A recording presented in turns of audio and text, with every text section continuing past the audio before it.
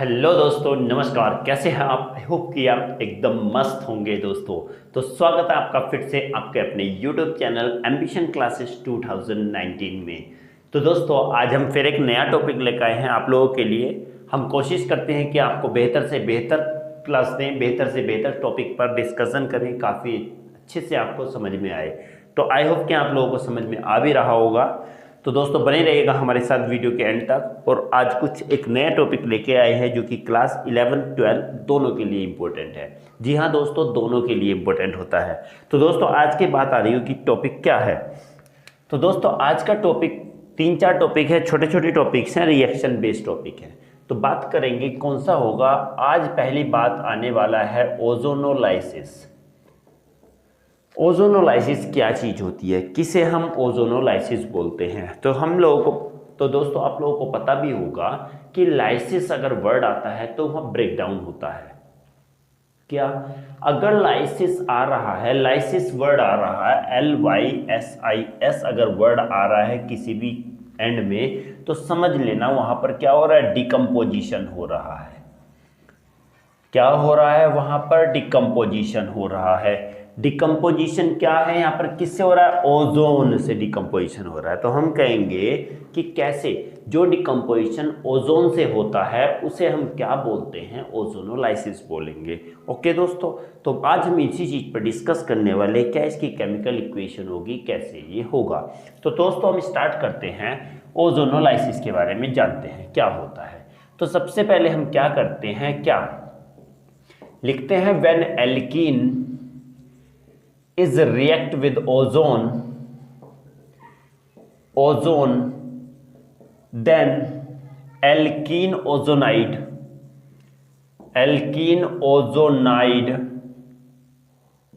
Ozonide is formed which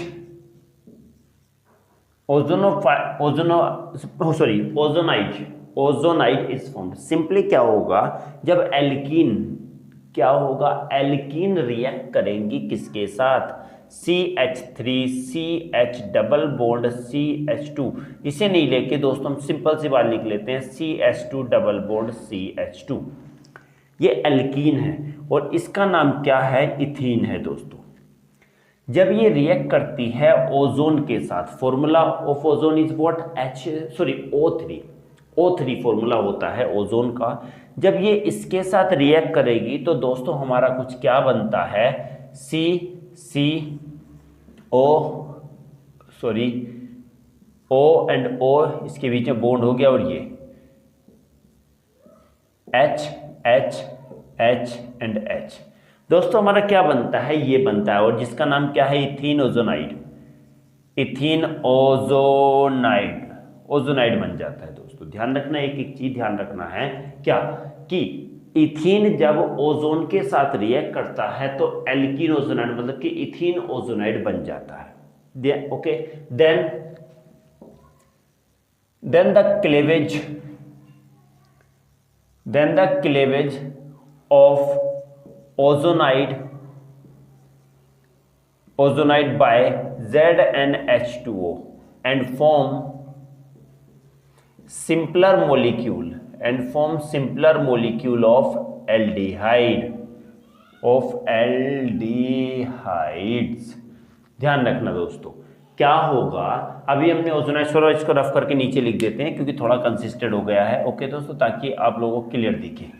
okay, तो क्या है, देखो simple, CH2 double bond CH2 हुआ, रिएक्ट हुआ ओजोन के साथ में और हमारा बन गया CO,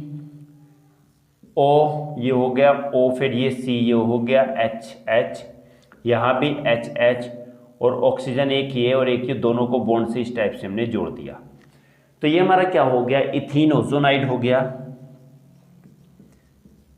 एक एक चीज ध्यान रखिएगा।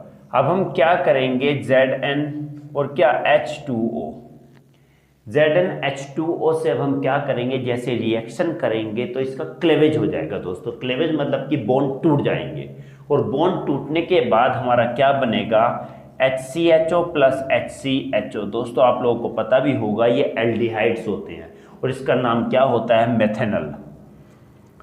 मेथेनल, दिस वन ऑल्सो मेथेनल।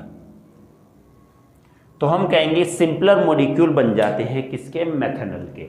एक बार और समझ लीजिएगा, क्या कि जब एल्कीन रिएक्ट करता है ओजोन के साथ तो एल्कीन ओजोनाइड बनता है, और एल्कीन ओजोनाइड का क्लेवेज होता है, बॉन्ड टूटते हैं ZnH2O से। ओके, इसमें -OH करके कर लो, ZnO कर लो, -ZnO निकल रहा है।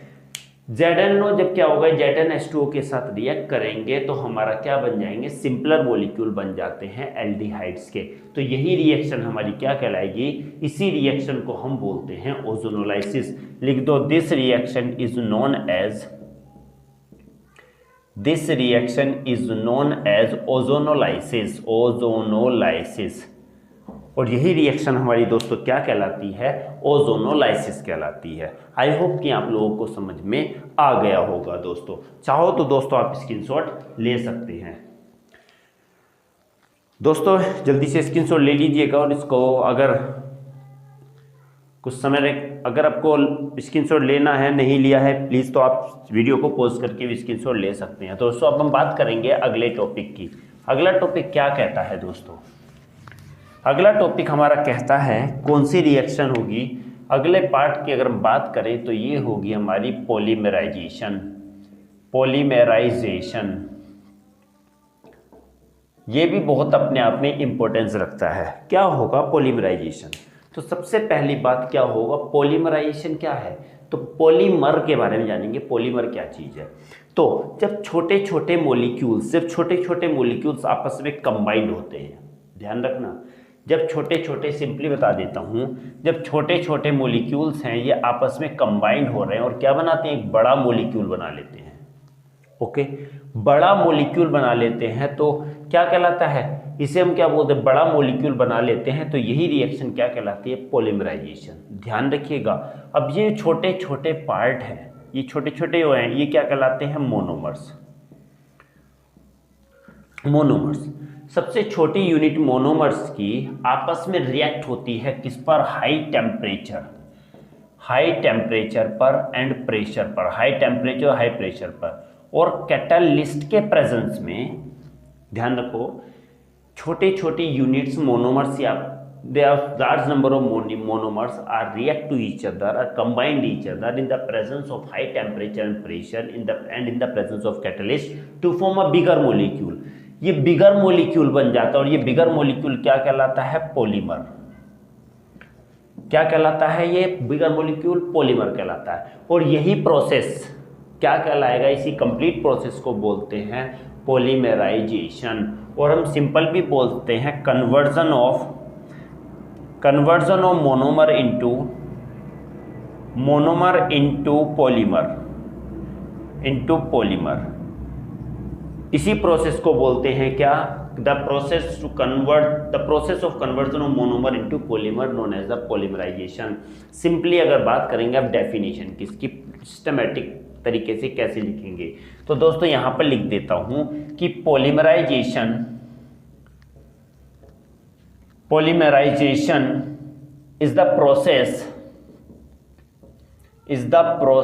in which a large number of smaller molecules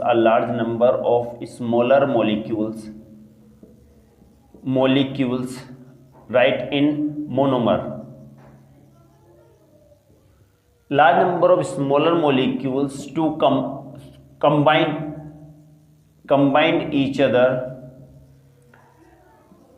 combine each other to form a bigger molecule,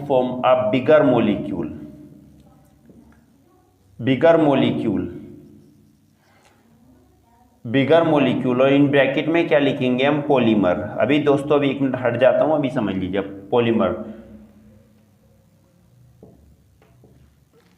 अब देखिए दोस्तों, क्या पॉलीमराइजेशन एक ऐसा प्रोसेस होता है जिसमें लार्ज नंबर में स्मॉलर मॉलिक्यूल्स मिलते हैं जो कि मोनोमर्स कंबाइंड होके एक साथ क्या बना लेते हैं, एक बड़ा मॉलिक्यूल बना लेते हैं, इसे क्या बोलते हैं, polymer.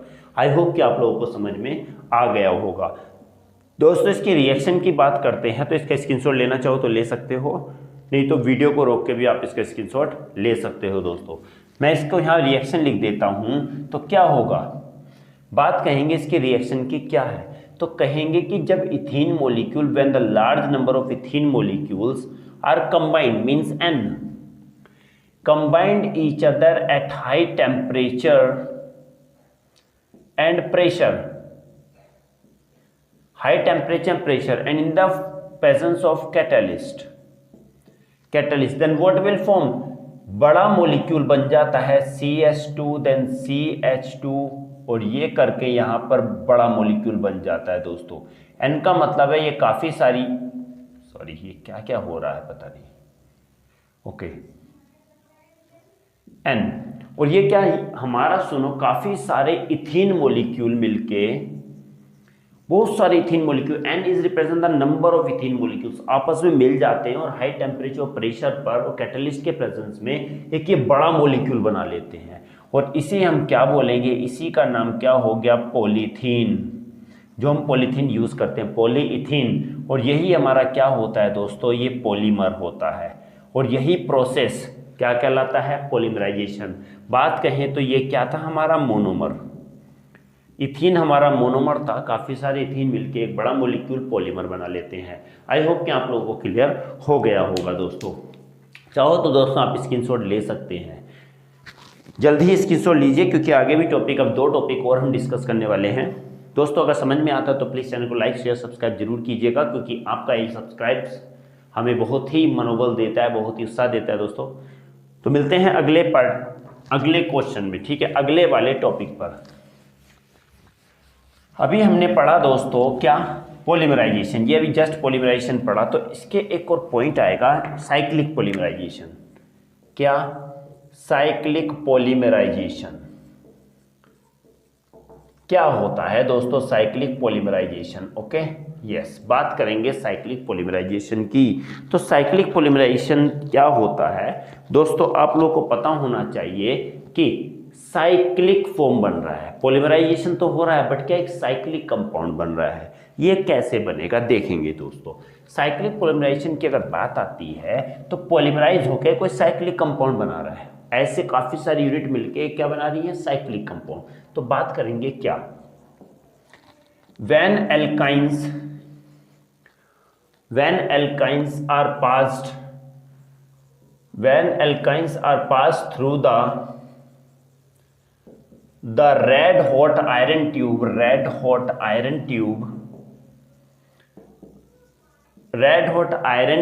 at 873 Kelvin, then alkyne molecule polymerized and form aromatic ring। सुन लो दोस्तों, क्या होगा जब हम एल्काइंस को पास करते हैं रेड हॉट आयरन ट्यूब, हमारी कोई रेड हॉट आयरन ट्यूब है, ये कैसी है, पूरी रेड हो रही है, पूरी लाल है, हमने इसको आग में डाला और किसी आग में डालते हैं लोहे को तो रेड हो जाता है। जब वो रेड हो जाए उसके अंदर से क्या पास कर दो, एल्काइन पास कर दो, अगर बात करें तो इथाइन पास कर दो और इसका टेम्परेचर कितना होना चाहिए, 873 केल्विन। जब इथाइन को इससे पास करेंगे तो यहां से जो निकलेगा वो क्या होगा, बेंजीन बनेगा दोस्तों। क्या बनेगा, बेंजीन बनेगा। और बेंजीन क्या है, एक साइक्लिक कंपाउंड है, क्या है, साइक्लिक एरोमेटिक रिंग बनेंगे।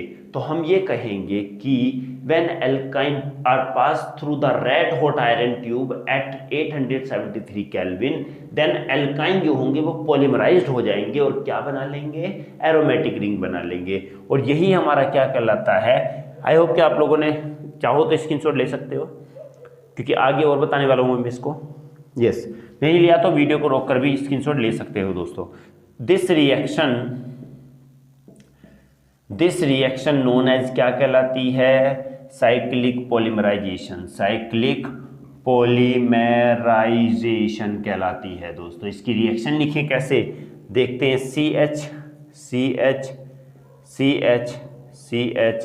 CH और CH, ट्रिपल बॉन्ड लगा दो ये दोस्तों इसमें, आप कहेंगे तो बेंजीन है दोस्तों, ये बेंजीन नहीं है, ये 3 मॉलिक्यूल है, 1, 2 और 3 मॉलिक्यूल हैं किसके, इथाइन के। अब जब ये पॉलीमराइज होता है तो ये बॉन्ड इधर आ जाता है, एक बॉन्ड यहाँ आ जाता है, ये वाला एक बॉन्ड यहाँ आ जाता है। जैसे तो यहाँ पर क्या लिखेंगे, red hot iron tube, red hot iron tube लिखेंगे 873 केल्विन पर। जैसे हम लिखेंगे तो हमारा दोस्तों यहाँ पर क्या बन जाएगा, एक बेंजीन रिंग बन जाता है। इसको ऐसे भी लिख सकते हैं और इसको हम क्या करके ऐसे भी लिख सकते हैं दोस्तों, दोनों को कैसे भी बना सकते हैं। और ये हमारे क्या हो गए दोस्तों, बेंजीन हो गए, और ये हमारा क्या था, इथाइन था दोस्तों, इथाइन। ओके, आई होप कि आप लोगों को क्लियर हो गया होगा दोस्तों। क्या होता है, इसी प्रोसेस को हम क्या बोलते हैं, साइक्लिक पॉलीमराइजेशन कहा जाता है। क्या कहा जाता है इसको, साइक्लिक पॉलीमराइजेशन कहा जाता है। आई होप कि दोस्तों आप लोगों का ये क्लियर हो गया होगा। चाहो तो आप स्क्रीनशॉट ले सकते हो दोस्तों।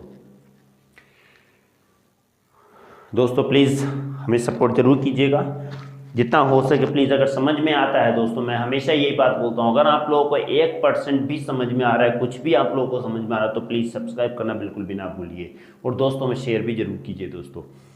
ओके दोस्तों, बात करते हैं अगले वाले क्वेश्चन की, अगले वाले टॉपिक की। अगला वाला टॉपिक क्या कहता है दोस्तों, अगला टॉपिक की बात करें तो अगला टॉपिक हमारा होता है dehydro halogenation reaction,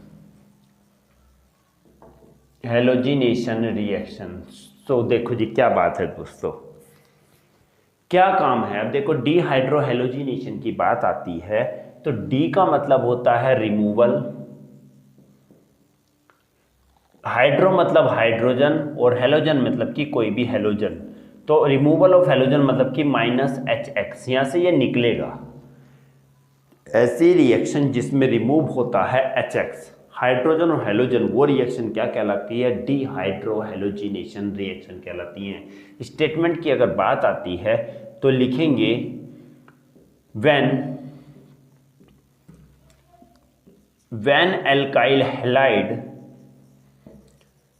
alkyl halide is heated with alcoholic KOH, then क्या होगा, then बताओ क्या होने वाला, अभी क्या बोला था, HX, then क्या होगा, then hydrogen, then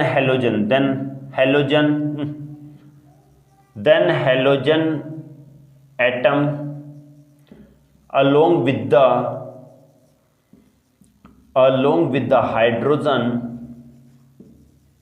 hydrogen is eliminated।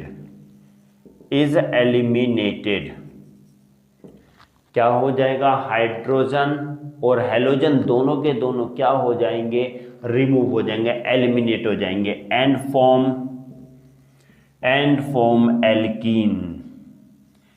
Form alkenes. क्या बन जाएगा जी, एल्कीन बन जाएगा। यही रिएक्शन क्या कहलाती है, दिस रिएक्शन